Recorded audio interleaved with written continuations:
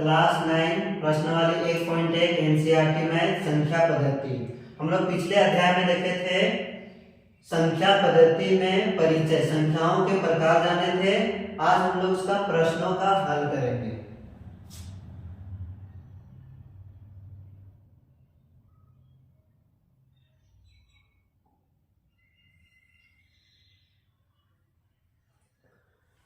प्रश्नावली 1.1 में क्वेश्चन है पहला प्रश्न संख्या 1, क्या शून्य एक परिमेय संख्या है? क्वेश्चन पूछ रहा है क्या शून्य एक परिमेय संख्या है? क्या इसे आप p बाय q के रूप में लिख सकते हैं जहां p और q पूर्णांक है और q बराबर नहीं है 0, यानी q इक्वल टू नॉट 0। तो क्वेश्चन बहुत ही सिंपल है, साधारण सा है। क्या शून्य एक परिमेय संख्या है? इसका आंसर हम लोग देंगे। आंसर है क्या शून्य एक परिमेय संख्या। पिछले अध्याय में बताया था कि जितने भी नेचुरल नंबर है यानी प्राकृतिक संख्या है वो क्या है? परिमेय संख्या है। जितने भी होल नंबर है वो भी परिमेय संख्या है। यहाँ क्वेश्चन है क्या शून्य एक परिमेय संख्या है? यहाँ पे लिखेंगे हाँ शून्य एक परिमेय संख्या है। आगे क्वेश्चन है क्या आप इसे p बाय q के रूप में लिख सकते हैं? हाँ बिल्कुल लिख सकते हैं। क्या इसे आप p बाय q के रूप में लिख सकते हैं? तो हाँ शून्य एक परिमेय संख्या है, इसे हम p बाय q के रूप में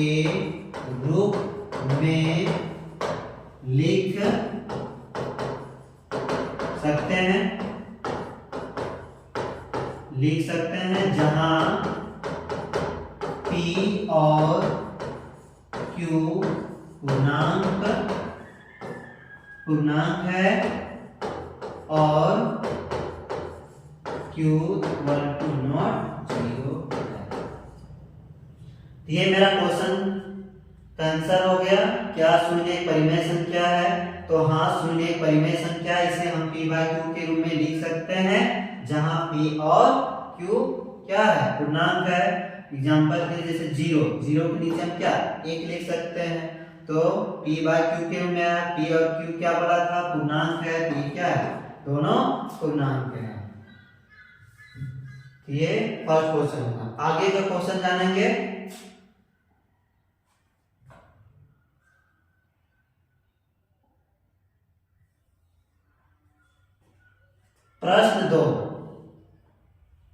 प्रश्न 2 में क्वेश्चन है 3 और 4 के बीच में 6 परिमेय संख्या ज्ञात कीजिए। क्वेश्चन है 3 और 4 के बीच में 6 परिमेय संख्या ज्ञात कीजिए। अगर हम क्वेश्चन ऐसे लिखेंगे कि 3 और 4 के बीच में कितने संख्या, अरे तो क्वेश्चन क्या है? ये नहीं है, मतलब 3 और 4 के बीच में कोई संख्या ही नहीं है। लेकिन यह क्वेश्चन बोल रहा है 3 और 4 के बीच में 6 परिमेय संख्या है, तो कैसे ज्ञात करेंगे? चलो देखते हैं।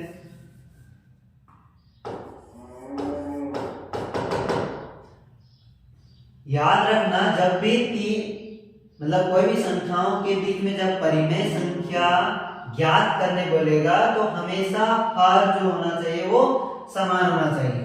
इसके लिए हम यहाँ पे लिखेंगे 3 और 4 के बीच 6 परिमेय संख्या। कितना निकालने बोला है?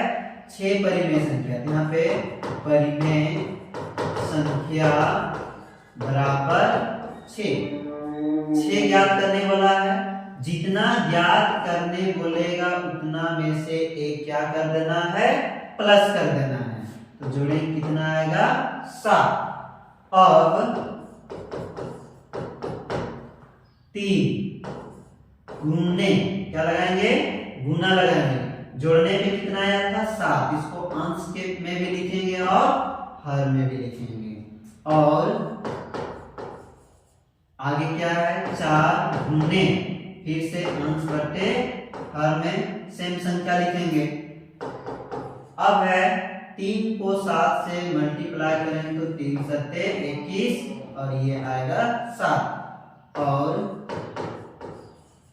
4 सत्ते 28/7। अब 21/7 और 28/7 के बीच में 6 परिमेय संख्या। अब 21 और 28 के बीच में 22/7 23/7 ऐसे संख्या है। हम अब यहाँ पे लिखेंगे अतः 6 परिमेय संख्याएं बराबर 21 के बाद क्या आएगा 22/7 23/7 24/7 25/7 26/7 27/7। ये मेरा 6 परिमेय संख्या निकल गया। 3 और 4 के बीच में 6 परिमेय संख्या। अब क्वेश्चन बहुत स्टूडेंट करता है सर कि 6 और मतलब 6 निकालने वाला था उसमें हम 1 क्यों जोड़े। तो ऐसा कुछ नहीं है। जब भी परिमेय संख्या निकालने बोलेगा तो हर को समान करना, कोई भी संख्या से मल्टीप्लाई करना है बट उसका हर क्या होना चाहिए, समान होना चाहिए। तो ये मेरा क्वेश्चन नंबर 2 कंप्लीट हुआ। उतार सकते हैं।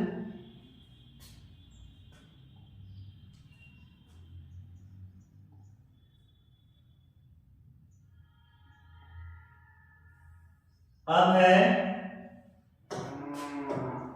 क्वेश्चन नंबर 3 और 5, 3/5 और 4/5 के बीच में 6 परिमेय संख्या। यहाँ भी कितना निकालने वाला है, 6 परिमेय संख्या ज्ञात कीजिए। बट वही क्वेश्चन है जो पिछले क्वेश्चन देखे थे 2 नंबर क्वेश्चन, बट इसमें खाली से बट्टे में दे रखा है। तो हल करते हैं। कितना परिमेय संख्या निकालने वाला, 6 परिमेय संख्या बराबर 6 + 1 बराबर 7। अब 3/5 गुणे क्या है 7। हम बोले हैं अंश और भाग दोनों में समान संख्या को ही लिखना है। और 4/5 गुणे 7/7। अब गुणा करेंगे 3 सत्ते 21 और 5 सत्ते 35 और 4 सत्ते 28 5 सत्ते 31। ये मेरा निकल गया। अब इसके बीच में निकाल देते हैं। अतः 3/5 और 4/5 के बीच 6 परिमेय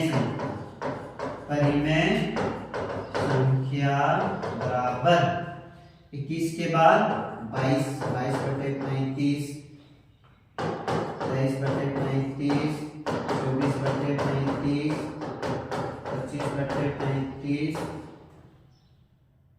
36/35 37/35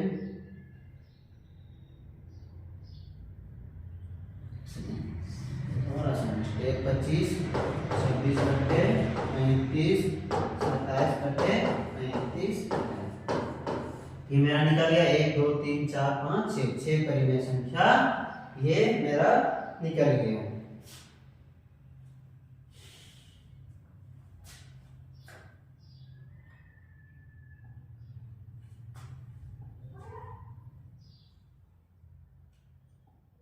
अब है क्वेश्चन नंबर 4 यानी प्रश्न संख्या 4। नीचे दिए गए कथन सत्य है या असत्य है, कारण के साथ अपना उत्तर देना है। तो टाइम बचाने के लिए हम क्वेश्चन को यहाँ पे लिख दिए हैं, बट एक्सप्लेन कर देंगे, ठीक ना।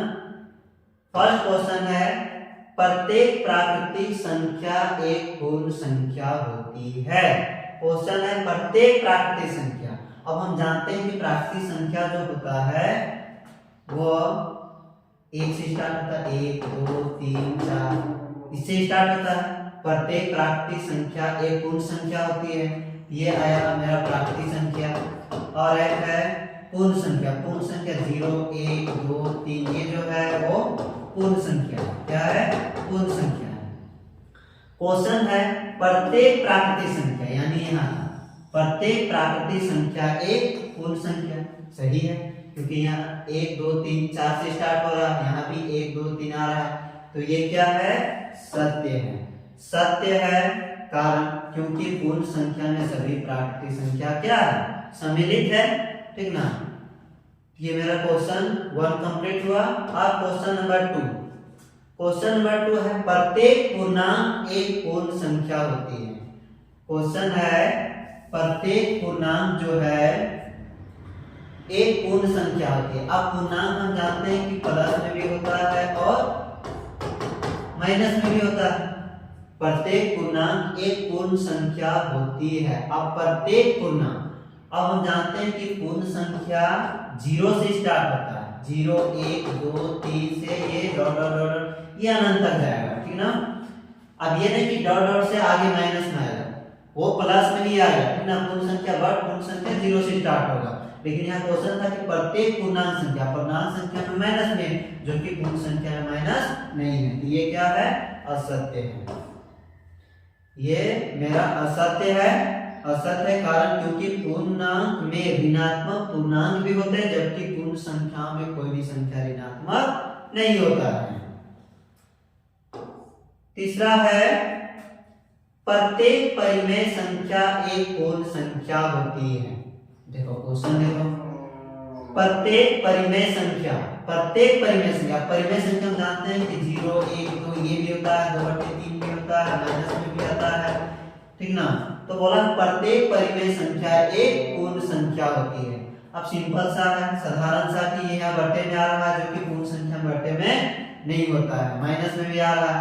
आगे अगर हम √4 लिख दिए, ये भी परिमेय संख्या है, जबकि √4 जो है वो पूर्ण संख्या में नहीं आता है, तो ये असत्य है।